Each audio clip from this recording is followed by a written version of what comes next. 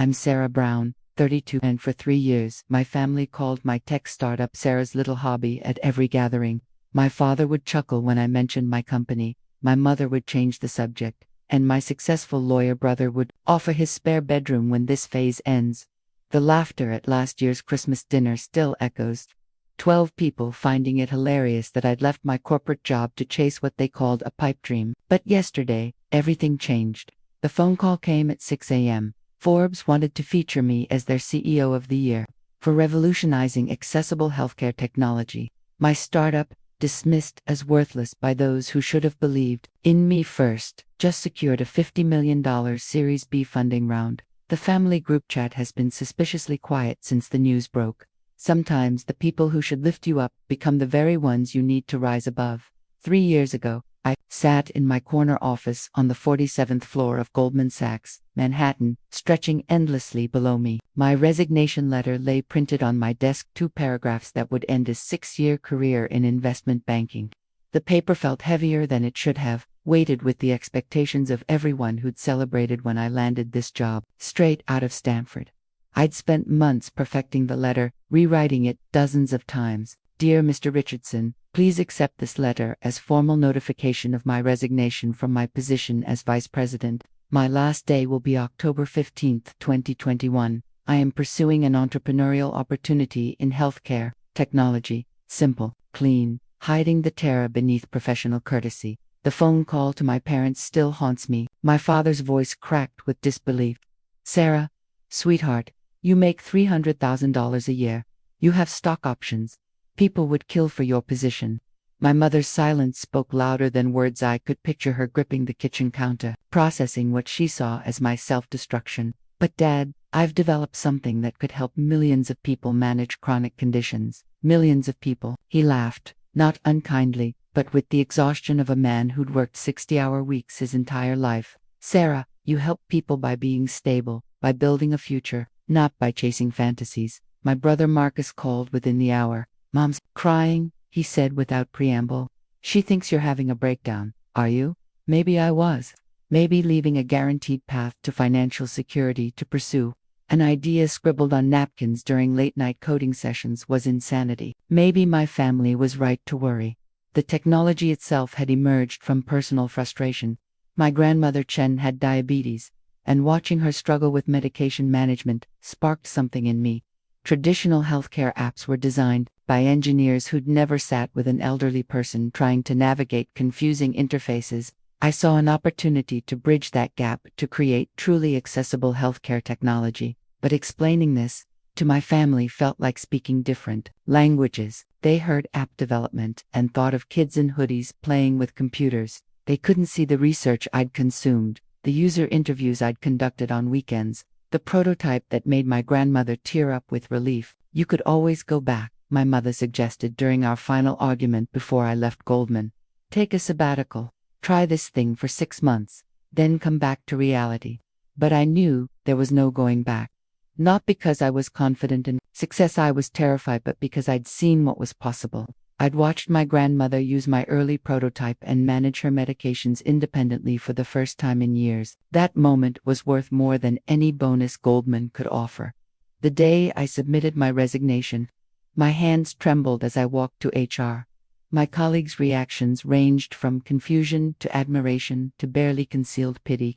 You're brave, some said. Others whispered about quarter-life crises and imposter syndrome. That evening, I sat in my expensive Murray Hill apartment, surrounded by the trappings of traditional success, and felt more alone than ever. My family's disappointment hung over me like fog, but somewhere beneath the fear, a small voice insisted I was exactly where I needed to be. I just had to prove it to everyone, including myself. My Brooklyn studio apartment became mission control for what my family called Sarah's expensive hobby. The dining table disappeared under layers of prototype sketches, user interview notes, and medical research papers. Those hand-drawn wireframes, coffee-stained and covered in my barely legible handwriting, represented hundreds of hours of work that most people would never see or understand.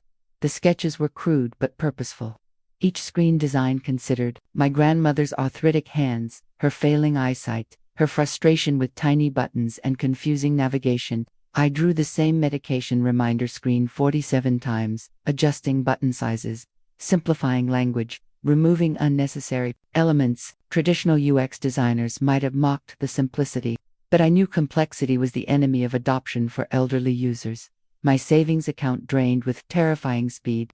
The $80,000 I'd accumulated during my Goldman years seemed substantial, until I started paying for everything myself: health insurance, rent, groceries, development tools, cloud hosting, legal incorporation fees. Every expense felt magnified without a steady paycheck. The isolation was crushing. My former colleagues had moved on, absorbed in their own demanding careers. My family's check-ins carried an undertone of waiting for my inevitable failure. "How's the app going?" became code for "Are you ready to admit this was a mistake?" Nights blended into days as I taught myself full-stack development. YouTube became my university, Stack Overflow my counselor. I'd fall asleep at my laptop, wake up with keyboard impressions on my cheek, and immediately return to coding. The prototype grew slowly, pixel by pixel, function by function. The breakthrough came during my grandmother's visit in February 2022. She'd been managing her diabetes medications with a plastic pill organizer and handwritten notes, a system that frequently failed her. I nervously showed her my early prototype, expecting polite encouragement. Instead, she spent 20 minutes navigating the interface, her weathered fingers surprisingly confident on the tablet screen. "This is what I need," she said simply. "Not these other apps that assume I understand computers. This talks to me like a person." That validation sustained me through the darkest months. When my credit cards maxed out, when my mother suggested I move back home, when Marcus offered me a job at his law firm until you get back on your feet, I remembered my grandmother's words. The family's concern morphed into something sharper. During spring 2022, my parents visited my apartment and found me 20 pounds thinner, surrounded by empty takeout containers and energy drink cans. My mother surveyed the chaos with barely concealed horror. "Sarah, this isn't healthy," she said, picking up a sketch of the medication tracking interface. "You're obsessing over drawings on paper. When was the last time you left this apartment?" I tried to explain that these weren't just drawings, they were solutions to real problems affecting millions of people. But she saw a daughter destroying herself over what looked like doodles and computer screens. My father's approach was more direct. "I've talked to Richardson at Goldman. Your position isn't officially filled yet. One phone call, and you could be back to your real life." But this was my real life. These sketches represented something Goldman could never offer: the possibility of creating something meaningful. Each wireframe was a conversation with future users. Each revision brought me closer to building technology that actually served people instead of extracting value from them.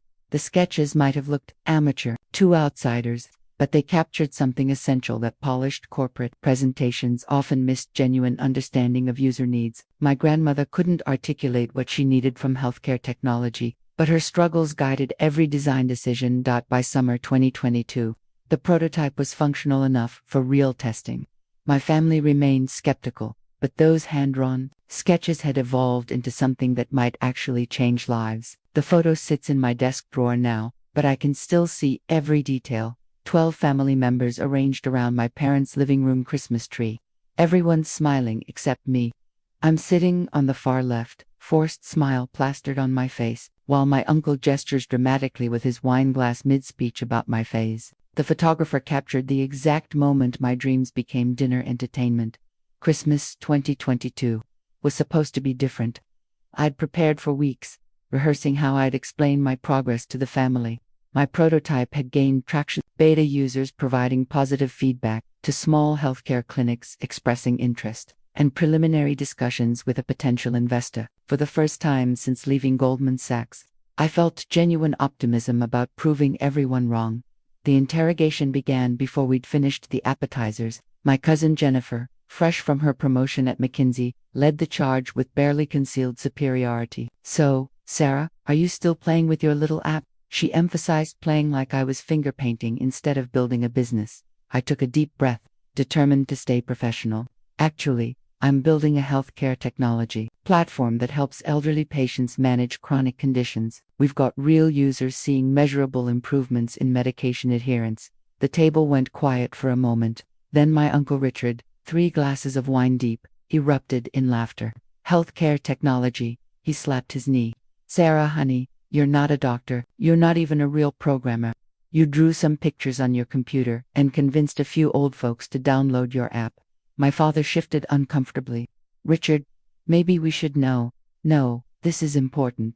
Richard stood up, swaying slightly. Sarah's been unemployed for over a year, living off her savings, chasing this fantasy. Meanwhile, Marcus here, just made partner at his firm. He raised his glass toward my brother. Real success, real contribution to society. Marcus looked mortified. Uncle Richard, that's not. Sarah's always been the dreamer in the family. My aunt chimed in with false sweetness. Remember when she wanted to be a veterinarian, then a writer? Now she's convinced she's the next Steve Jobs. Heat flooded my cheeks. This is different. I have users who depend on my technology. Mrs. Patterson from my beta group hasn't missed a single medication dose in 3 months because of my app. Mrs. Patterson, my mother's voice carried gentle concern. Sweetheart, you're talking about one person. That's not a business. That's charity work. The conversation spiraled from there. My grandfather suggested I apply to be a bank teller since I understood money. My cousin offered to introduce me to her husband's friend who might need an assistant. Each suggestion felt like a small death. The breaking point came when my uncle proposed a toast. To Sarah, he announced, raising his glass with theatrical flair, who teaches us all that it's never too late to come back to reality. The laughter that followed wasn't cruel, but it was devastating. These people loved me, which somehow made their dismissal worse. They genuinely believed they were helping me see reason. I excused myself to the bathroom and stared at my reflection in the mirror. The woman looking back seemed hollow, defeated. For a moment, I wondered if they were right. Maybe I was delusional. Maybe my 30 beta users were just being polite. Maybe I should call Goldman Sachs and beg for my job back. But then I remembered Mrs. Patterson's email from the week before. Sarah, your app saved my life. I was taking my heart medication wrong for months. Thank you for caring enough to build something that actually works. That evening, I left early, claiming a headache.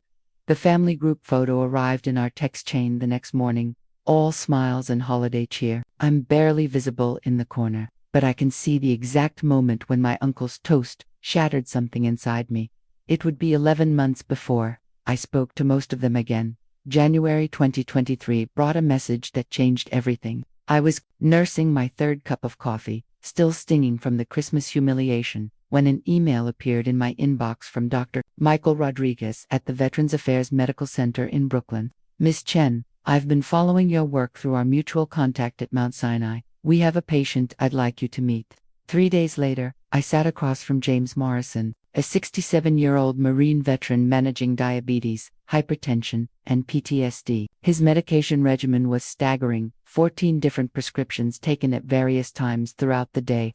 Traditional pill organizers and smartphone apps had failed him repeatedly. Doc keeps telling me compliance is life or death, James said, his weathered hands shaking slightly. But these apps are built for kids who grew up with computers. I need something that talks to me like a person, not a machine.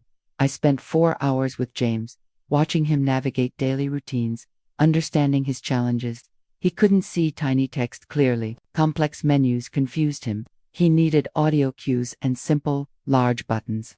Most importantly, he needed technology that respected his intelligence while accommodating his limitations.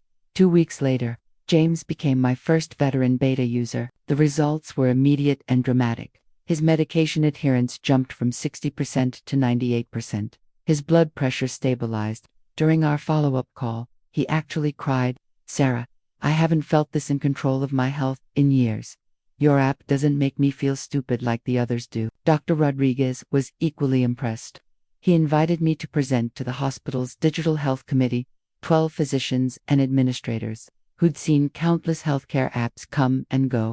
My hands trembled as I demonstrated the interface, explaining the design principles behind every screen. The questions were sharp and clinical. How did I validate user needs? What evidence supported my approach? How would this scale across diverse patient populations? For 45 minutes, I drew on every user interview, every research paper I'd consumed, every iteration of those hand-drawn sketches. Then Dr. Sarah Kim, the head of geriatric medicine, asked the question that changed my trajectory. Would you be willing to conduct a formal pilot study with our chronic care management program? 6 months later, The results were published in the Journal of Medical Internet Research. Our title, User-Centered Design in Healthcare Technology, a case study in medication adherence among elderly veterans. The abstract's first line validated everything. Significant improvements in medication adherence were observed when elderly patients used technology designed specifically for their cognitive and physical capabilities. The study tracked 150 patients over 12 weeks. Medication adherence improved by an average of 43%. Emergency room visits decreased by 31%. Patient satisfaction scores reached levels the hospital had never seen for digital health tools. But the real breakthrough wasn't the numbers, it was the stories. Maria Santos, 73, hadn't missed a heart medication dose in 2 months. Robert Chen, 68, finally felt confident managing his complex insulin regimen. Each success story represented a life improved, a family relieved of constant worry. The publication caught attention I hadn't expected. Healthcare administrators began reaching out. Medical device companies requested demonstrations. Venture capital firms, previously uninterested in a simple medication app, suddenly wanted meetings. My family's response was ... complicated. The scientific publication impressed them more than any beta user testimonial had. Seeing my name in an actual medical journal somehow legitimized what I'd been doing. My mother forwarded the abstract to half her address book. My father admitted he'd been too quick to judge. But I realized something profound during those months. I no longer needed their validation. James Morrison's tears meant more than any family gathering's approval. Dr. Rodriguez's invitation to join their research team carried more weight than Uncle Richard's opinions. The medical journal publication became my first real artifact of success, not the crude sketches or prototype screens, but peer-reviewed evidence that my work mattered. It sat framed on my desk. A reminder that sometimes the people who believe in you first aren't family, they're the strangers whose lives you're trying to improve. Looking back, that publication was the moment I stopped building a startup and started building something bigger, a mission that would eventually catch Forbes' attention, but more importantly, would help thousands of people like James Morrison regain control of their health. The rejection letter from First National Bank arrived on a Tuesday morning in March 2023. Stamped with red ink like a failing grade. After careful consideration of your small business loan application, we regret to inform you that we cannot approve your request at this time. The phrase that stung most, insufficient collateral and lack of established business history. I'd applied for a modest $25,000 loan to hire my first employee and purchase proper development tools. My prototype was gaining users. The medical journal publication was pending, and I had a clear path to revenue. But banks saw a woman with no business assets and a year gap in traditional employment. The loan officer, Mr. Patterson, had been politely dismissive during our meeting. Miss Chen, your concept is interesting, but we need to see proven revenue streams, not just user testimonials. Healthcare is a regulated industry. These apps come and go. That evening, I sat at my kitchen table with a rejection letter and did something I'd sworn I wouldn't do. I called my father. Dad, I need to ask you something, and I know it's awkward. My voice cracked despite my efforts to sound professional. Would you consider co-signing a small business loan? I'm expanding, and banks won't approve me without additional collateral. The silence stretched for what felt like hours. Finally, my father cleared his throat. Sarah, honey, you know I love you, but I can't risk the restaurant's line of credit on this experiment. The word experiment hit like a slap. Dad, I have 200 active users. Hospitals are interested in partnerships. This isn't an experiment anymore. 200 people using a free app isn't a business, he said gently. It's a hobby with good intentions. If you need money, Marcus offered you that job at his firm. Steady paycheck, health insurance, normal hours. After hanging up, I called my mother, hoping for different advice. Her response was somehow worse than my father's practical concerns. Sweetheart, you're 32 years old. Maybe it's time to think about settling down, finding a nice man who can provide stability. Jennifer's husband has a friend. Mom, I'm trying to build something meaningful here, but at what cost? Her voice carried the exhaustion of watching a child make what she saw as repeatedly poor choices. You're isolated, stressed, living off savings. Your cousins are buying houses, starting families. You're playing computer games. The conversation devolved from there. My mother suggested I take a real job and work on my app as a weekend hobby. Like Dad's woodworking, she said. as if comparing life-saving healthcare technology to crafting birdhouses. That night, I stared at my laptop screen, cursor blinking in an empty email draft. I'd considered reaching out to my college roommate's father, who'd mentioned angel investing, but the rejections from my own family had shattered my confidence. If the people who loved me most couldn't see the value in what I was building, how could I convince strangers to invest? The bank rejection forced me to confront an uncomfortable truth. I was still seeking validation from people who fundamentally didn't understand what I was creating. My parents measured success in steady paychecks and predictable careers. They couldn't fathom that disrupting healthcare required risk, uncertainty, and years of building before traditional metrics applied. But their rejection also crystallized something important. I stopped trying to explain my vision to people who weren't equipped to see it. Instead, I focused on the stakeholders who mattered: users like James Morrison, doctors like Dr. Rodriguez, and eventually, investors who understood healthcare innovation. 3 weeks later, I received an unexpected email from Alina Rodriguez, Dr. Rodriguez's sister and a successful entrepreneur who'd sold 2 startups. She'd heard about my work through her brother and wanted to meet. "Sarah," she said over coffee in Soho, "I've seen your user testimonials and that medical study. Forget the banks. They don't understand healthcare disruption. Let me introduce you to some people who do." That rejection letter, sitting in my files next to my bank statements showing a dwindling savings account, became a turning point. Not because it opened doors, it closed them, but in closing those doors, it forced me to find the right ones. Looking back, my family's financial rejection was a gift. It prevented me from building my company on the foundation of people who didn't believe in it. Instead, I was forced to find partners, investors, and advisors who understood the vision from the beginning. The bank's insufficient collateral assessment was technically correct, but they missed the real collateral: 200 users whose lives were improving, doctors who saw measurable outcomes, and a founder who'd rather fail pursuing something meaningful than succeed doing something safe. Alina Rodriguez carried herself with the quiet confidence of someone who'd built something from nothing twice. When she slid her business card across the cafe table, I noticed the elegant simplicity: Alina Rodriguez, founder and CEO, Meridian Ventures. Below it, in smaller text, empowering healthcare innovation. "Your brother mentioned you might be interested in my work," I said, still uncertain why a successful entrepreneur would want to meet with someone whose family considered her unemployed. Smiled, the kind of expression that suggested she'd been exactly where I was sitting. "Michael showed me your user testimonials and that journal publication. But honestly, what caught my attention was something else entirely." She pulled out her phone and showed me a screenshot from LinkedIn. It was a post from James Morrison, the veteran who'd been my first success story. He'd written, "1 year ago, I was afraid to leave my apartment because I couldn't keep track of my medications. Today, thanks to Sarah Chain's incredible technology, I'm volunteering at the local VA hospital, helping other veterans navigate their healthcare." Sometimes the best solutions come from people who actually care about solving problems, not just making money. James wrote that. I hadn't seen the post. Social media felt like a luxury I couldn't afford. 3 weeks ago, it's been shared 400 times, mostly by veterans and their families. Alina leaned forward. "Sarah, I've been in healthcare technology for 15 years. I've seen dozens of medication apps, chronic care platforms, and patient engagement tools. Most are built by engineers who've never sat with a patient. You're different." For the next 2 hours, Alina shared her story. She'd started her first company at 28, building telemedicine platforms before they were mainstream. Her family, traditional Mexican immigrants, had been horrified when she left her job as a nurse to play with computers.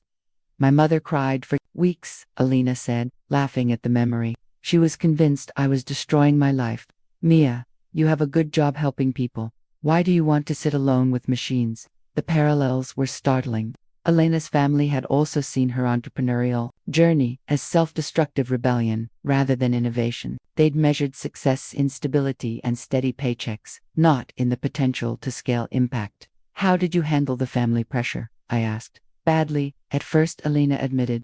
"I spent 2 years trying to prove myself to people who fundamentally didn't understand what I was building. It nearly killed the company, and definitely damaged my relationships."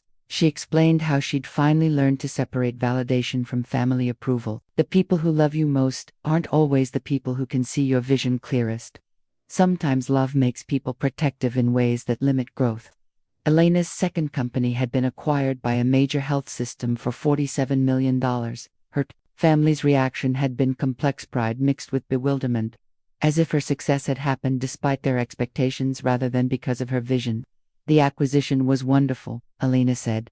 But you know what mattered more? Getting a letter from a rural clinic in Montana saying our telemedicine platform had helped them serve patients who couldn't travel 200 miles to see a specialist. That's when I knew I'd built something worth building.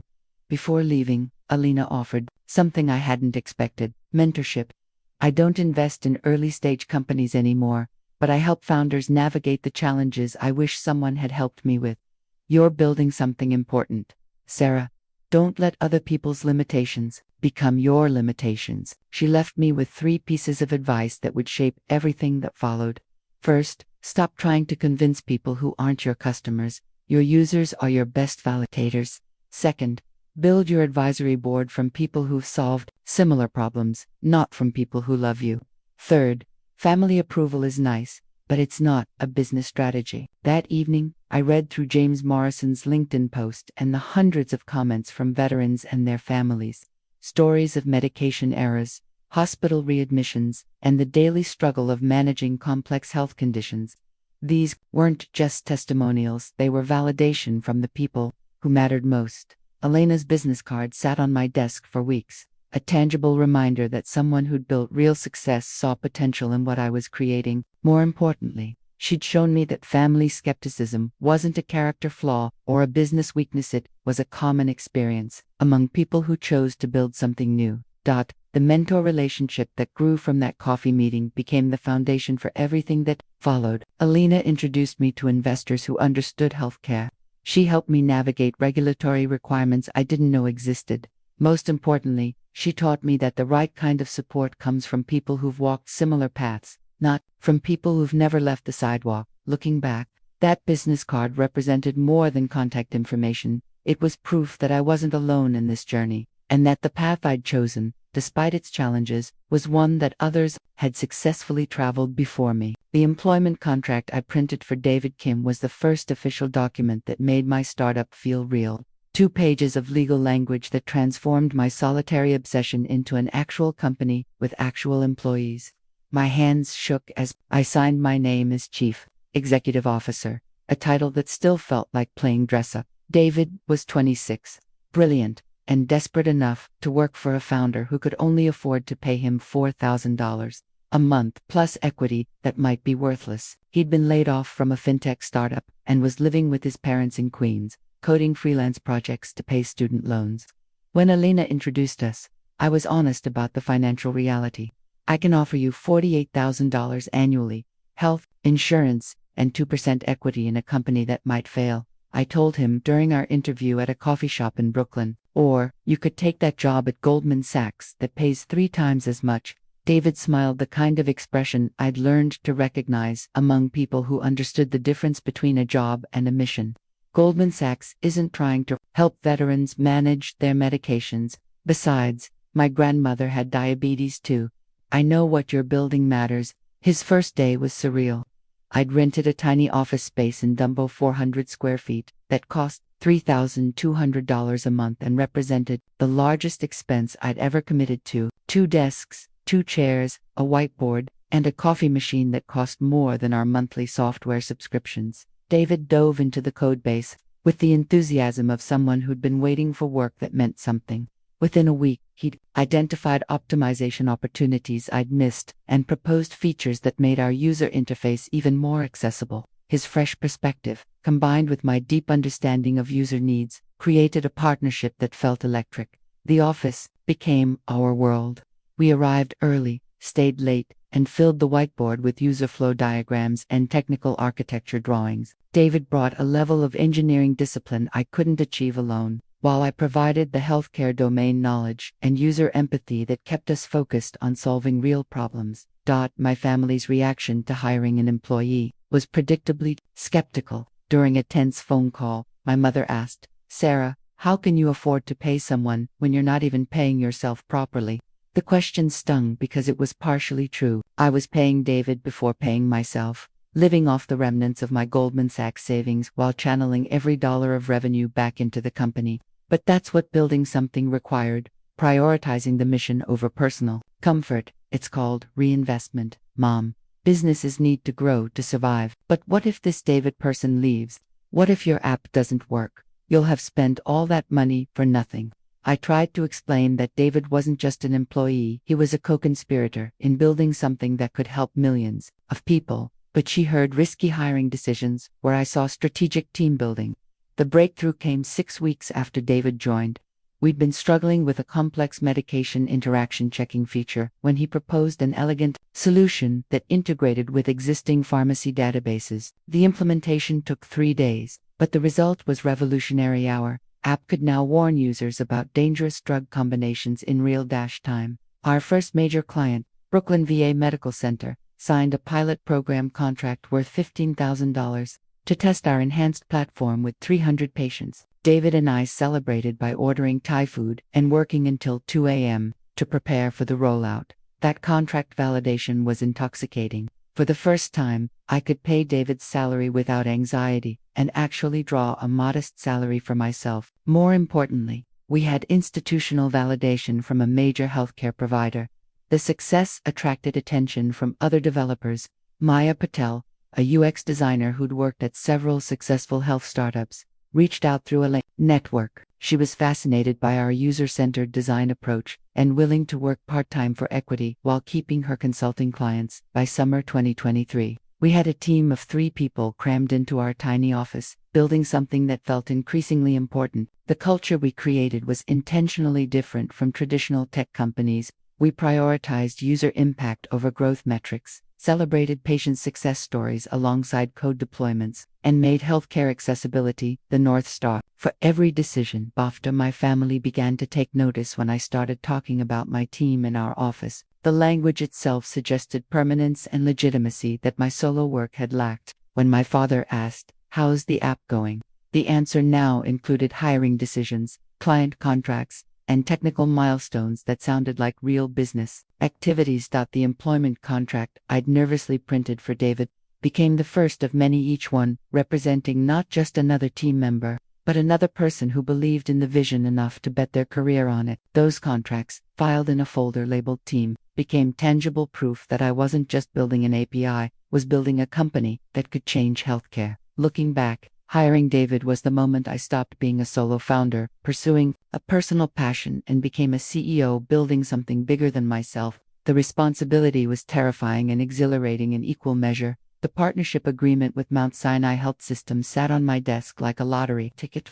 Pages of legal language that could transform my startup from promising experiment to legitimate healthcare technology provider. The document represented 6 months of negotiations, pilots, and proof of concept demonstrations that had finally convinced one of New York's most prestigious hospital systems to bet on our platform. Dr. Jennifer Walsh, Mount Sinai's chief medical officer, had been skeptical during our first meeting in March 2023. She'd seen countless healthcare apps promise revolutionary patient engagement, only to deliver incremental improvements at best. But our pilot program with 50 chronic care patients had produced results that caught her attention. "Sarah, I'll be direct," Dr. Walsh said during our contract negotiation. "We've tested medication management platforms from companies with $100 million in funding.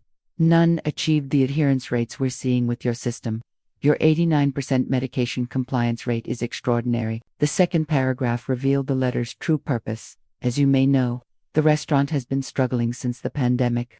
We lost 40% of our regular customers, and the new health regulations have made operations very expensive.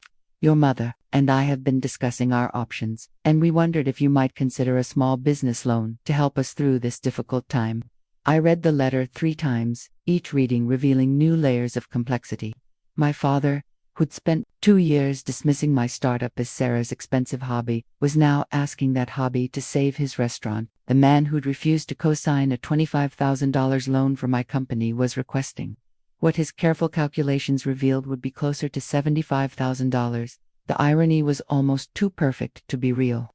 6 months earlier, I'd begged for family financial support and been told my business wasn't legitimate enough to risk their credit. Now, with venture capital in the bank and real revenue flowing, they needed my illegitimate business to rescue their legitimate one. David found me staring at the letter. In our conference room an hour later. Everything okay? He asked, probably noticing the shell-shocked expression on my face. I showed him the letter without comment. He read it twice, then looked up with the kind of careful expression people wear when they're trying not to say something inflammatory. That's complicated, he said finally. Maya's reaction was more direct when I shared the situation during our weekly team meeting. Sarah, you turned down a salary for 8 months to keep this company alive. Your family didn't believe in you then. Why should you risk our runway to save them now?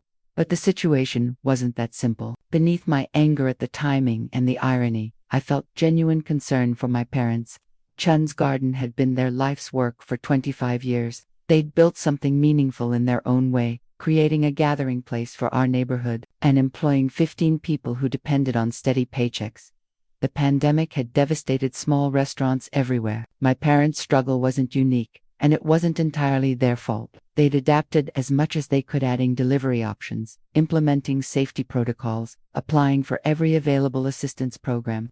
But the fundamental economics of restaurant operations had shifted permanently. That evening, I visited Chun's Garden during the dinner rush. The dining room that had bustled with families and date nights throughout my childhood now felt cavernous, with half-empty tables spaced 6 feet apart. My mother greeted me with a hug that lasted longer than usual, her relief at seeing me palpable. Your father was nervous about writing that letter, she admitted while we sat in the back booth where I'd done homework throughout high school. He didn't want you to think we only care about your success now, that we need something, but that was exactly what I was thinking. For 2 years, every family gathering had included suggestions that I abandon my experiment and return to normal employment. My startup had been a source of embarrassment, a topic to redirect away from when neighbors asked about my career. Now that same startup had become their potential salvation. My father emerged from the kitchen during the lull between dinner and late-night customers. He looked exhausted in a way I'd never seen before, the kind of bone-deep weariness that comes from watching something you've built slowly collapse despite your best efforts.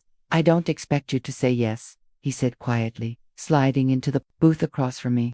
I know I wasn't supportive when you needed it, but I'm desperate, Sarah. This place is all we have. The conversation that followed was the most honest we'd ever had about money, risk, and family obligation. My father explained the restaurant's financial situation with the same analytical precision he'd once applied to dismissing my business plans. Revenue had dropped 45% year-over-year. Fixed costs remained high, while variable income had become unpredictable. They'd already exhausted their savings and credit options. I found myself in the strange position of evaluating my own family's business using the same criteria venture capitalists had applied to mine. What was their path to profitability? How would a loan address structural problems versus temporary cash flow issues? What collateral could they offer? The answer was that Chun's Garden faced many of the same challenges as other struggling industry disrupted by permanent changes in consumer behavior and economics. A loan might extend their runway, but it wouldn't solve the fundamental problems. But this wasn't just a business decision. This was my family, asking for help from the daughter they'd spent years trying to save from her own poor choices. I told them I needed time to think, but we all knew I'd already decided. The handwritten note, carefully preserved in my desk drawer, represented a moment when family roles reversed completely. The child they'd tried to protect had become the adult they needed to rescue them. The loan I eventually structured wasn't charity, was a business investment with clear terms, repayment schedules, and accountability measures. But it was also an act of love, complicated by years of doubt and disappointment on both sides. The signed investment agreement from Meridian Ventures was more than a contract. It was a 30-page document that transformed CareConnect from a promising startup into a venture-backed company with the resources to scale dramatically. Marcus Chen's signature, alongside mine and Elena's witness signature, committed $2.5 million to our mission of revolutionizing healthcare technology for elderly patients. The wire transfer arrived on a Monday morning in October 2023. David and I watched our business bank account balance jump from $47,000 to $2,547,000, with the surreal fascination of people witnessing magic. Numbers on a screen represented validation, opportunity, and enormous responsibility in equal measure. "Holy shit," David said, then immediately apologized for cursing in our professional workspace. but his reaction captured exactly how I felt: disbelief, mixed with exhilaration and a healthy dose of terror about what came next. Our first major decision was hiring. The development team expanded from 3 to 7 within 6 weeks. We hired Sarah Kim, a former Apple designer who specialized in accessibility interfaces. Marcus Torres joined as head of sales, bringing healthcare industry relationships we couldn't have accessed independently. Jennifer Walsh left her position at a major consulting firm to become our head of operations, drawn by the opportunity to build something meaningful rather than optimize other people's businesses. The new office space reflected our evolved ambitions. Instead of 400 square feet in Dumbo, we signed a lease for 2,400 square feet in Brooklyn Heights, with views of Manhattan's skyline, open floor plan, conference rooms named after patients who'd inspired us, and a kitchen that actually functioned for team meals and late-night coding sessions. My family's reaction to the fundraising success was complex and revealing. My mother called within hours of my announcement, her voice carrying excitement mixed with bewilderment. "Sarah, honey, I saw the article in Crane's Business, $2.5 million. I still don't completely understand what you do, but I'm so proud of you." My father's response was more measured.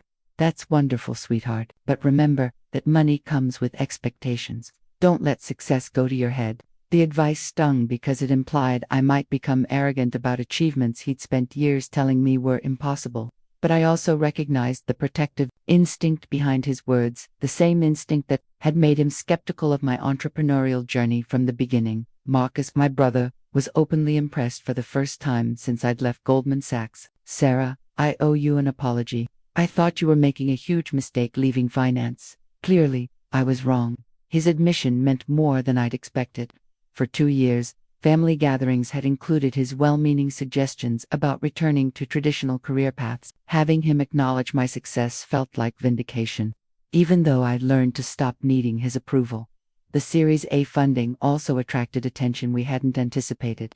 TechCrunch published a feature article about our novel approach to healthcare accessibility. Healthcare industry publications reached out for interviews. Conference organizers invited me to speak about user-centered design in medical technology. But the real validation came from our expanding user base. The Mount Sinai partnership had grown from 300 to 1,200 patients. Boston Medical Center signed a pilot program. Presbyterian Hospital in Philadelphia committed to a 6-month trial with 800 chronic care patients. Each new partnership brought stories that reminded us why we'd started this work.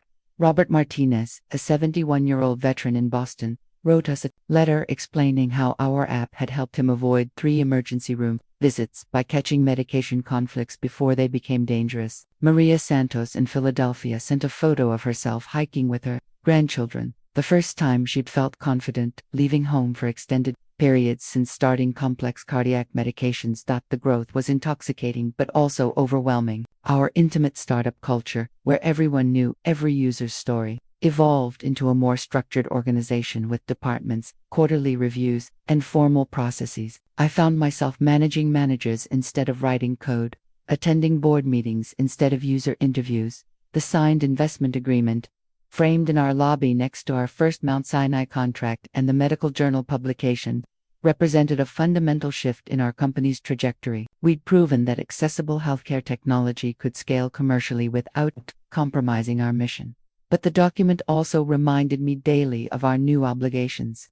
Quarterly board meetings where I reported progress to investors who expected consistent growth, financial metrics that measured success in revenue increases and user acquisition rather than individual patient outcomes, strategic decisions influenced by market opportunities rather than purely mission-driven priorities. The transformation wasn't negative, it was necessary evolution that enabled us to help thousands of patients instead of hundreds. But it required constant vigilance to preserve the values that had made us successful while embracing the structures that would help us scale impact. That investment agreement marked the moment when CareConnect stopped being Sarah's startup and became a venture company with the potential to transform healthcare for millions of elderly patients. The responsibility was both thrilling and terrifying, but I knew we were finally equipped to fulfill the vision that had driven me to leave Goldman Sachs 3 years earlier. Looking back, the Series A funding was the inflection point where we proved that mission-driven healthcare technology could attract serious investment while maintaining its commitment to actual patient outcomes. The TechCrunch article screenshot that Maya printed and taped to our office wall captured a moment I'd never imagined possible 3 years earlier. CareConnect raises $2.5 million to revolutionize healthcare for elderly patients dominated the headline, with my photo professional headshot, taken hastily the week before position, next to a description of our groundbreaking approach to accessible medical technology. The article, published on a Thursday morning in November 2023, generated more attention in 24 hours than we'd received in our entire company history. Our website traffic increased 400%. My LinkedIn inbox filled with messages from potential partners, job seekers, and reporters wanting follow-up interviews, but the media coverage that affected me most wasn't national tech publications. It was the Stanford Alumni Magazine feature that arrived the following week. From Goldman Sachs to healthcare innovation, Sarah Chen 15 builds technology that actually helps people. The article included quotes from professors who remembered my undergraduate work and classmates who'd followed traditional career paths to consulting and investment banking. Seeing my story positioned as inspiration rather than cautionary tale felt surreal. The same career transition that had horrified my family was now presented as visionary leadership. The risky decision to leave financial services was reframed as strategic. Positioning in an emerging market, my parents' reaction to the Stanford feature was the most emotional I'd seen from them since I'd left Goldman Sachs. My mother called crying happy tears.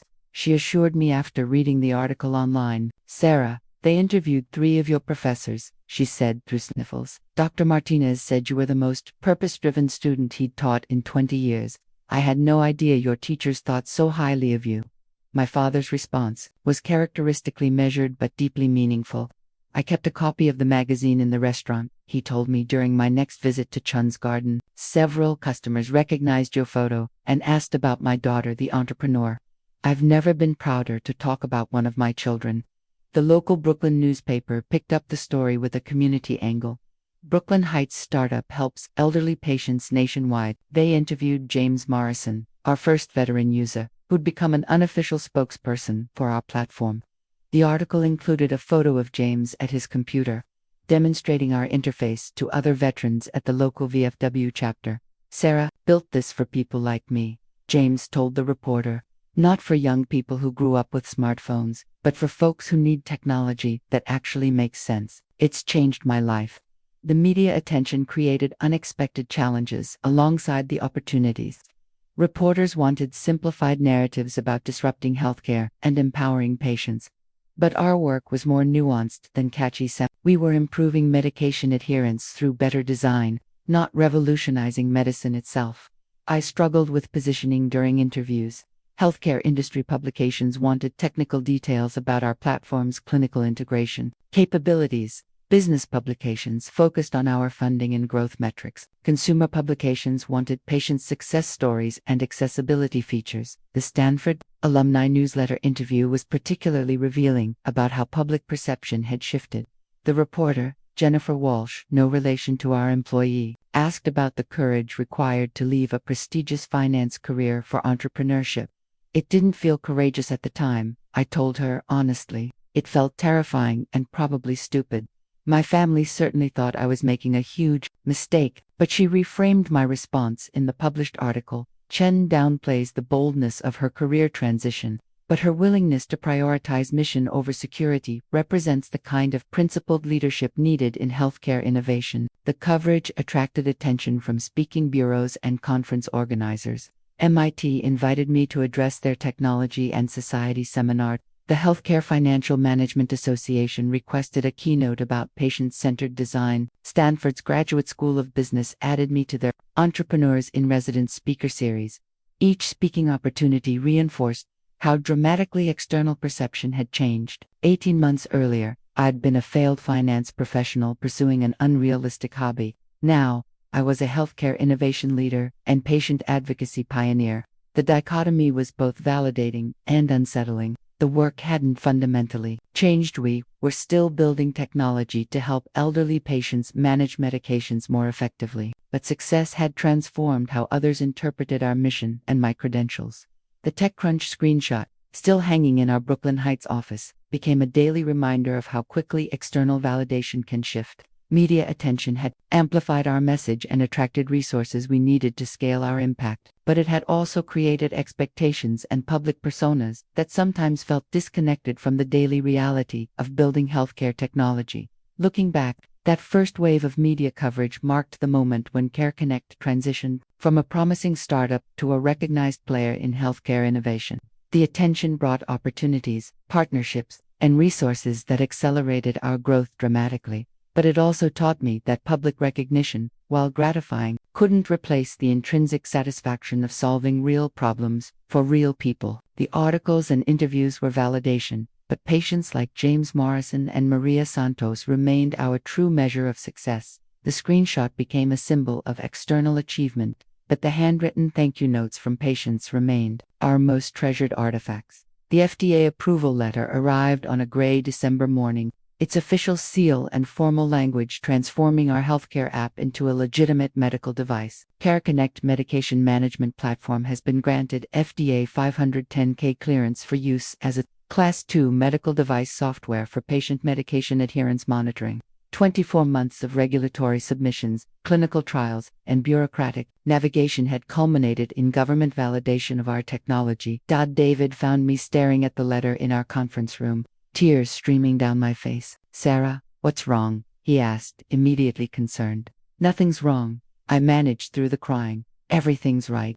We're officially a medical device company." The FDA clearance opened doors that had been firmly closed to software-only solutions. Major health systems required regulatory approval before considering partnerships with healthcare technology companies. Insurance providers needed FDA validation to consider reimbursement for digital therapeutics. Medical device distributors wouldn't touch unregulated platforms, regardless of their clinical outcomes. But the approval also revealed the complexity of scaling healthcare innovation. Our intimate startup, where every team member understood every feature and every user story, was evolving into a regulated medical device company with quality management systems, adverse event reporting requirements, and post-market surveillance obligations. Jennifer Walsh, our head of operations, had spent 6 months building our regulatory compliance infrastructure, document control systems, change management processes, and quality assurance protocols that transformed how we developed and deployed software updates.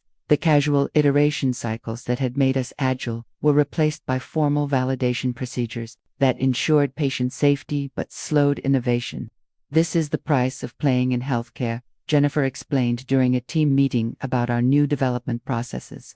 "FDA approval means hospitals trust us, but it also means we can't push code changes without extensive testing and documentation." The regulatory transformation coincided with aggressive expansion across multiple health systems. Boston Medical Center's pilot had evolved into a full deployment serving 2,400 patients. Presbyterian Hospital signed a 3-year contract worth $340,000 annually. Kaiser Permanente's Northern California region committed to a pilot program that could scale to 15,000 patients. Each partnership brought unique integration challenges: hospital IT systems that hadn't been updated since the early 2000s, electronic health record platforms that treated interoperability as an afterthought, privacy and security requirements that varied significantly across different health systems. I led our design team through the complex challenge of maintaining user experience consistency while accommodating diverse technical environments. "We're not just building one app anymore," she explained during our quarterly design review. "We're building a platform that needs to work seamlessly across dozens of different hospital systems." The expansion pressure tested our team culture in ways we hadn't anticipated. The intimate startup environment where everyone knew every patient's story was becoming impossible to maintain with 4,000 active users across 8 health systems. Success stories that had once energized our entire team were now handled by customer success managers who reported outcomes through quarterly business reviews. My role evolved from hands-on product development to strategic oversight and external relationship management. Board meetings with Meridian Ventures focused on growth metrics and competitive positioning. Sales calls with health system executives required discussions about enterprise security, HIPAA compliance, and financial risk management. The transformation was necessary but emotionally challenging. I found myself missing the days when our biggest decision was which user interface improvement to implement next. Now, our roadmap was driven by regulatory requirements, competitive responses, and market expansion opportunities that sometimes felt disconnected from individual patient needs. But the FDA approval also validated everything we'd built from the beginning. Government regulators had evaluated our clinical evidence, technical architecture, and quality management systems.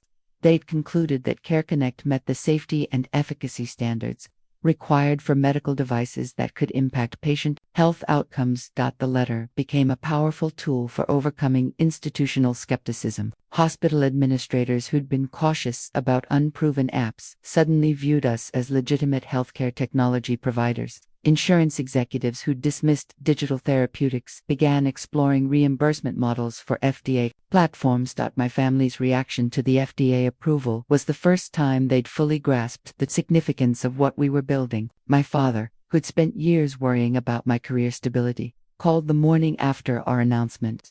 "Sarah, I looked up what FDA approval means for medical devices," he said with unmistakable pride.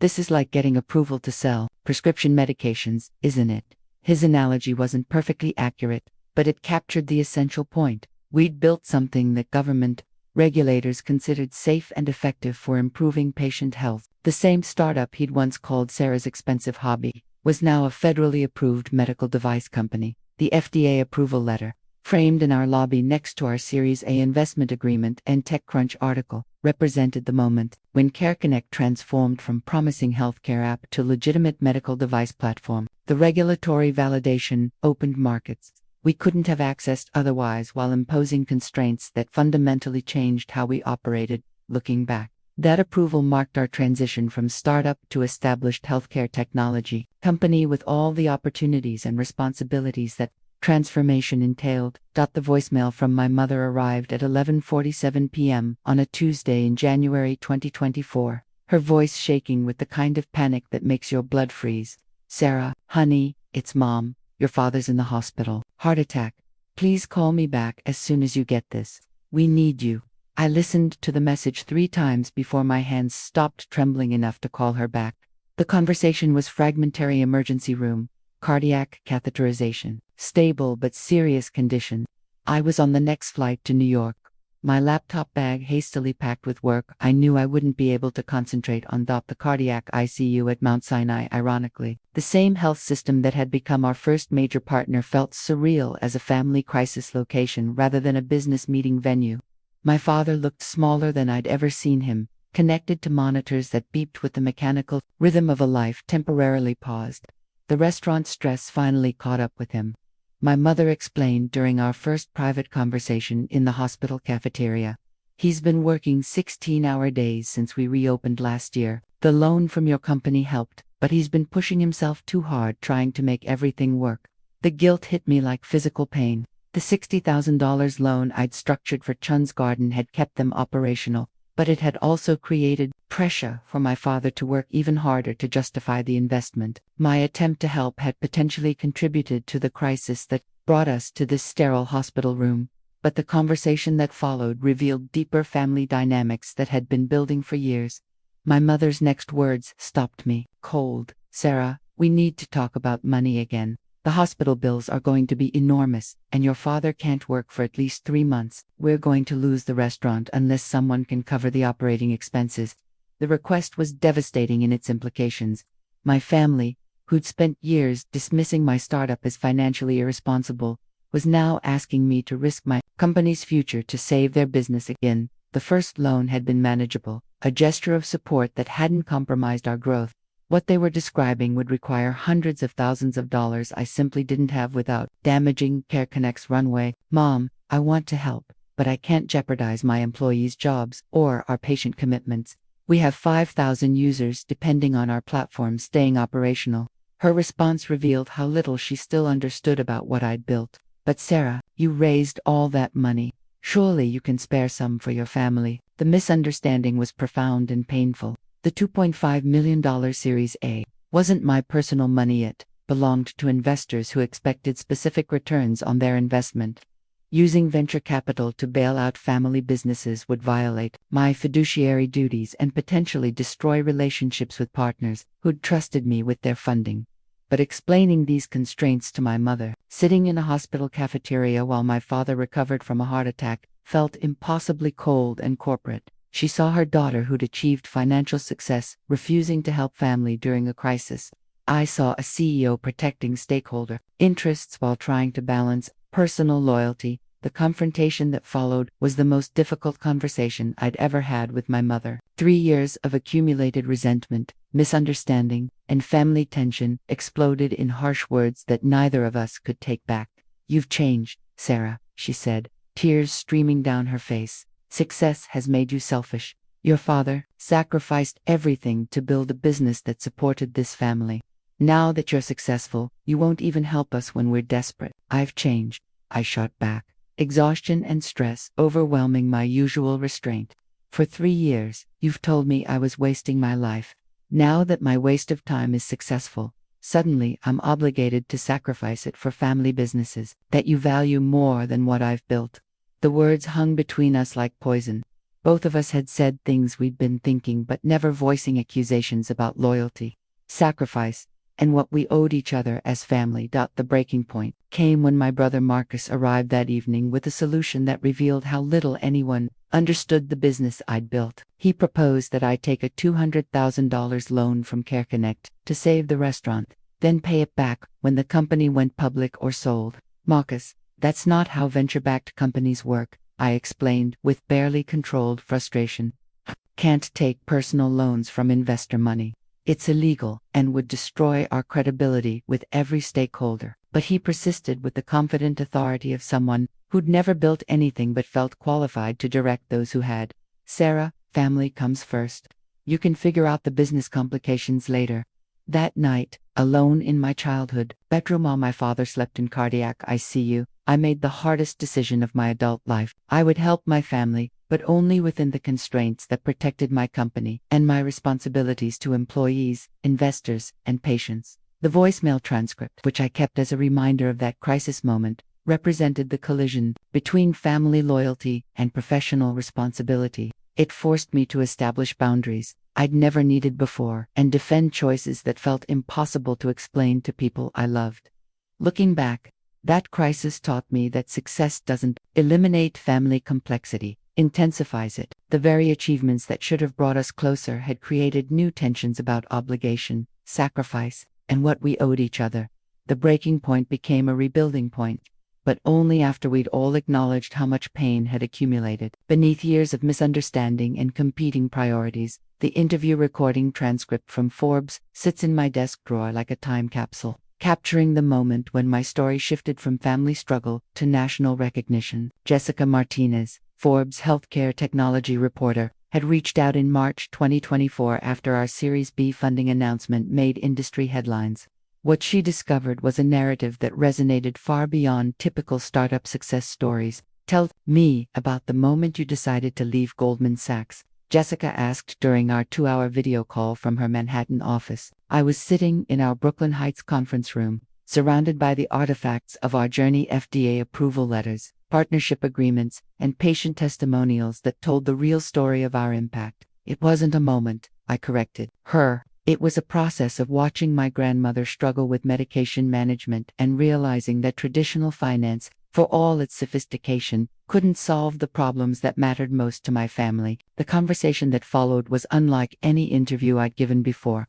Jessica wasn't interested in typical tech founder narratives about disruption and scalability. She wanted to understand the personal cost of building something meaningful. While family relationships strained under the weight of misunderstanding and different definitions of success, "Your family called your startup a joke for 3 years, she said, referencing information from our pre-interview questionnaire. "How did that affect your decision-making and confidence during the early stages?" The question forced me to articulate something I'd never fully processed: how family skepticism had simultaneously motivated and undermined my progress. "Their doubt made me more determined to prove the concept worked," I explained, "but it also created isolation during the most vulnerable period of building the company. The people who should have been my support system were my harshest critics." Jessica's follow-up questions revealed why this story had caught Forbes' attention beyond typical business metrics. CareConnect had achieved remarkable growth from 0 to 8,000 active users across 12 health systems, $2.1 million in annual revenue, and a recent $8 million Series B that valued our company at $32 million. But the more compelling narrative was about family dynamics, validation, and the personal price of pursuing mission-driven work. What was the turning point when your family began to understand what you were building? She asked. I thought about the complexity of that question. There wasn't a single moment, I said. It was a gradual process that culminated during my father's health crisis. They began to see that what I'd built wasn't just a business, it was technology that could help people like him manage chronic conditions more effectively. The interview's most revealing moment came when Jessica asked about the personal cost of success. You've achieved everything that should validate your original decision to leave finance. Do you feel vindicated? I paused, considering how to answer honestly. Vindication suggests I was building this company to prove my family wrong. But that's not why I started Care. I started it because my grandmother needed better technology to manage her diabetes. The external validation is gratifying, but it's not the real measure of success. Jessica pressed deeper. But surely there's satisfaction in proving skeptics wrong. There is, I admitted. But there's also sadness about the relationships that were damaged along the way. Family members who couldn't see past their fear for my financial security to understand what I was trying to build. That's a loss that success can't fully repair. The conversation shifted to broader themes about entrepreneurship, healthcare innovation, and the challenge of building technology that serves vulnerable populations rather than just affluent early adopters. Jessica was particularly interested in our design philosophy and how personal experience had shaped our approach. Most healthcare apps are built by engineers who've never struggled to read small text or navigate complex interfaces, I explained. We built for my grandmother's generation, people who need technology to respect their intelligence while accommodating their limitations. She asked about specific patient outcomes, and I shared stories that had become central to how we measured impact. James Morrison, our first veteran user, had avoided 12 emergency room visits in 2 years by catching medication conflicts before they became dangerous.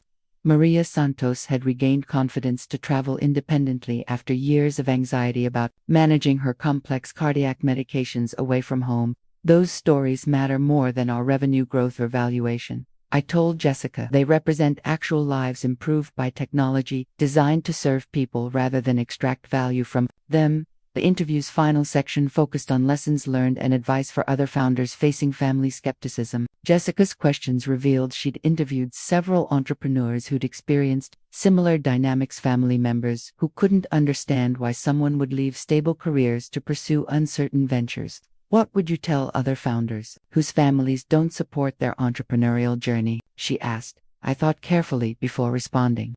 First, understand that their skepticism usually comes from love and fear, not malice. They want to protect you from what they see as unnecessary risk. Second, don't spend all your energy trying to convince people who aren't equipped to see your vision.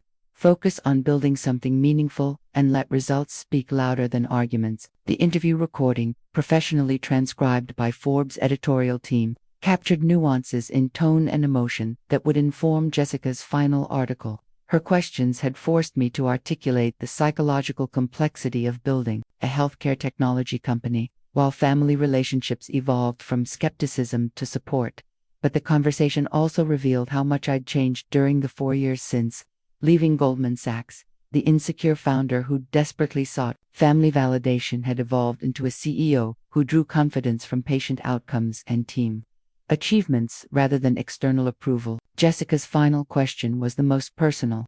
If you could go back and change how your family responded to your entrepreneurial journey, would you? No, I answered without hesitation. Their skepticism forced me to build a stronger foundation for the company. If they'd supported me blindly from the beginning, I might not have developed the resilience and determination needed to overcome the real challenges that followed. The transcript, when it arrived the following week, read like a therapeutic session disguised as a business interview. Jessica had captured not just the facts of our company's growth, but the emotional complexity of pursuing meaningful work while family relationships strained and evolved. Looking back, that Forbes interview marked the moment when my story shifted from family vindication to something larger. An example of how personal experience, properly channeled, could create technology that genuinely improved lives. The recognition was gratifying, but the real satisfaction came from knowing we'd built something that mattered to people like my grandmother. Regardless of who was watching, the Forbes Award trophy sits on my desk now, a crystal obelisk engraved, with CEO of the Year, Healthcare Innovation, 2024, that reflects the light from our Brooklyn Heights office windows, but holding it for the first time at the Forbes Awards ceremony in Manhattan felt surreal, like accepting recognition for someone else's achievements. The event itself was a masterclass in professional networking disguised as celebration. 400 executives, investors, and entrepreneurs gathered at the Plaza Hotel's Grand Ballroom, everyone dressed in the uniform of business success: dark suits, understated jewelry, and the confident posture of people accustomed to being photographed. I'd brought Alina as my guest, partially for moral support, but mostly because she understood the journey from family doubt to industry recognition better than anyone else. "Enjoy this moment," she advised during the cocktail reception. "You've earned it, and these opportunities to reflect on your impact don't come often." The award presentation came after dinner, introduced by Forbes editor-in-chief Steve Forbes himself. "This year's Healthcare Innovation CEO of the Year has demonstrated that the most powerful technology solutions often come from deeply personal understanding of human needs," he announced. Sarah Chen built CareConnect not just to disrupt healthcare, but to help her grandmother manage diabetes more effectively. That personal mission has scaled to serve 15,000 patients across 20 health systems nationwide. Walking to the podium, I thought about everyone who should have been sharing this moment. My grandmother, whose struggles had inspired the original concept; James Morrison and Maria Santos, whose lives had been genuinely improved by our technology; David, Maya, and the entire CareConnect team, who'd built something meaningful while I'd become the public face of our mission.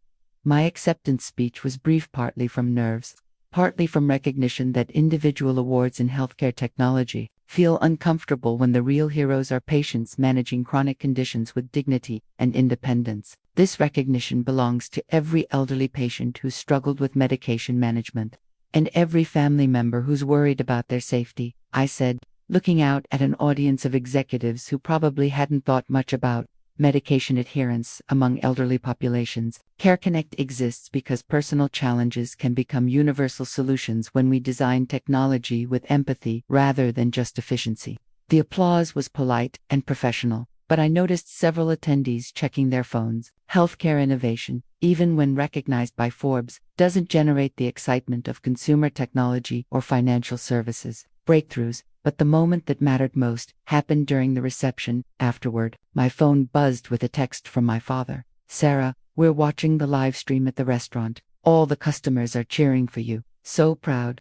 The image of Chun's Garden regulars applauding during my Forbes acceptance speech was more meaningful than any industry accolade. These were neighbors who'd watched me grow up, customers who'd known my family for decades, people who understood success in terms of community contribution rather than corporate achievement. My mother called during the taxi ride back to Brooklyn, her voice thick with emotions I couldn't fully parse.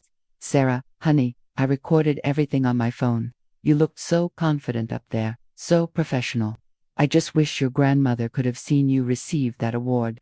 The mention of my grandmother hit deeper than expected. She'd passed away 6 months earlier, never seeing the technology inspired by her struggles achieve national recognition. But she'd lived long enough to use CareConnect's platform and experience the independence it provided. Her final voicemail, to me, saved on my phone, included the words, "Sarah, darling, this app has given me my life back." The trophy ceremony also attracted attention I hadn't anticipated. Within hours, congratulatory messages flooded my LinkedIn inbox from healthcare executives, potential partners, and entrepreneurs building similar solutions. The award had amplified our platform and our mission in ways that would generate opportunities for months. But it also created expectations about what came next. Forbes' recognition implied scalability and market leadership that would require continued growth, expanded partnerships, and competitive positioning against larger healthcare technology companies now viewing CareConnect as a legitimate threat. The weight of that responsibility became clear during the follow-up interview with Jessica Martinez the week after the ceremony. "Sarah, you've achieved remarkable recognition for a relatively young company. What's your strategy for maintaining growth while preserving the patient-centered focus that made you successful?" It was exactly the right question. The Forbes Award validated our approach and amplified our message. But it also marked a transition point where external expectations would increasingly shape our strategic decisions. The trophy, despite its beauty and symbolic value, represents both achievement and obligation. It sits on my desk as a reminder of how far we've traveled from that first conversation with my grandmother about medication management. But it also reminds me daily that recognition creates responsibility to patients who depend on our platform, employees who've committed their careers to our mission, and investors who've trusted us with resources to scale our impact. Looking back, the Forbes ceremony was the moment when CareConnect transformed from healthcare startup to recognized industry leader. The award validated everything we'd built while establishing expectations for everything we needed to achieve. Next, the real measure of success, though, remained unchanged. Patients like my grandmother living independently and safely because we'd chosen to build technology that actually served their needs. The family therapy session notes from Dr. Amanda Roberts sit in my file cabinet, 12 pages of handwritten observations from 6 months of difficult conversations that rebuilt relationships damaged by years of misunderstanding. The Chen family demonstrates how success can create new tensions even as it resolves old ones, she wrote after our final session. True healing requires acknowledging pain on all sides while establishing healthier boundaries for the future. The therapy wasn't my idea. It was my mother's suggestion during a phone call 3 weeks after the Forbes ceremony, her voice carrying the exhaustion of someone who'd spent months watching family relationships deteriorate despite external success. "Sarah, we need help," she said simply. "Your father's health crisis made us realize how much damage we've done to our relationship. We love you, but we don't know how to support what you've built, and you're angry with us for not believing in you sooner." She was right on all counts. The Forbes recognition had validated my professional choices, but it hadn't healed the emotional wounds created during 3 years of family skepticism. If anything, success had intensified resentment on both sides, theirs about feeling excluded from my achievements, mine about their belated recognition of what I'd been building. Dr. Roberts guided us through conversations that were more honest and painful than anything we'd attempted as a family. My parents spoke about their terror watching me abandon financial security for uncertain entrepreneurship. Their immigrant background had taught them that success meant stability, steady paychecks, and predictable career advancement. My decision to leave Goldman Sachs violated every principle they'd used to build their own American dream. "We thought we were protecting you," my father explained during our 3rd session, his voice thick with regret. "Everything we'd achieved was through avoiding risk, saving money, and choosing security. When you did the opposite, it felt like you were rejecting everything we'd taught you." I shared my own perspective about isolation, financial stress, and the emotional cost of building something meaningful, while the people I loved most viewed it as self-destructive behavior. "I needed your support during the hardest period of my adult life," I told them. "Instead, every family gathering became a reminder that you thought I was failing." The breakthrough came during our 5th session when Dr. Roberts asked us to identify what we'd learned from each other despite the conflict. My parents admitted they'd underestimated both my business acumen and my commitment to helping vulnerable populations. I acknowledged that their concern had come from love, even when it felt like judgment. But the most important outcome was establishing new boundaries that honored both my professional responsibilities and our family relationships. We agreed that business decisions would remain mine to make, but family crises would receive appropriate support within limits that didn't compromise my company's integrity. The loan situation with Chun's Garden was restructured through those therapy conversations, instead of emergency bailouts that created resentment and obligation. We developed a sustainable partnership where the restaurant became a CareConnect client, using our platform to help elderly customers manage medications while generating revenue for both businesses. My father's health improvement became a testing ground for our rebuilt relationship. Instead of seeking financial rescues during his recovery, he became a genuine user of CareConnect's technology, managing his post-cardiac medications through our platform. His feedback as a patient, not a family member, provided insights that improved our interface for elderly users with limited technology experience. The transformation wasn't just personal, it was professional. My team noticed the difference immediately. Alina mentioned during a board meeting that my leadership had become more confident and less defensive. "You're not trying to prove anything to anyone anymore," she observed. "You're just building great healthcare technology That shift affected every aspect of how I approached the company. Investor presentations focused on patient outcomes rather than validation metrics. Team meetings prioritized user feedback over competitive positioning. Strategic decisions emphasized long-term impact rather than rapid growth that might compromise our mission. The therapy notes document that evolution clearly. Dr. Roberts tracked how our family conversations became less about defending past choices and more about supporting future goals. We learned to separate love from agreement, support from validation, and family loyalty from business oversight. But the most profound change was internal. I stopped seeking my family's approval for professional decisions and started appreciating their unique perspectives on life balance, community connection, and sustainable success. Their immigrant values of financial prudence and risk management began informing my entrepreneurial strategy in healthier ways. The final session, 6 months after we'd started, felt like graduation from a difficult but necessary program. We'd learned to love each other without requiring agreement, support each other without sacrificing individual autonomy, and build relationships that honored our different definitions of success. Today, my parents are genuine champions of CareConnect mission. They understand that helping elderly patients manage medications serves the same community values they'd built through Chen's Garden. My father frequently mentions the technology to restaurant customers who might benefit from our platform. My mother shares patient success stories with the pride she once reserved for my brother's legal achievements. The relationship isn't perfect. Family relationships rarely are, but it's honest, boundaried, and mutually supportive in ways that honor both our shared history and our individual journeys. Looking back, those therapy session notes document more than family healing. They represent the moment when I stopped building CareConnect to prove my choices were correct and started building it to fulfill our mission of improving healthcare for vulnerable populations. The Forbes trophy sits on my desk as recognition of external achievement, but the therapy notes in my file cabinet represent something more valuable. Relationships rebuilt on foundations of mutual respect, healthy boundaries, and shared commitment to values that transcend professional success. Sometimes the most important journey isn't from failure to recognition. It's from seeking validation to finding peace with the choices that define who we become.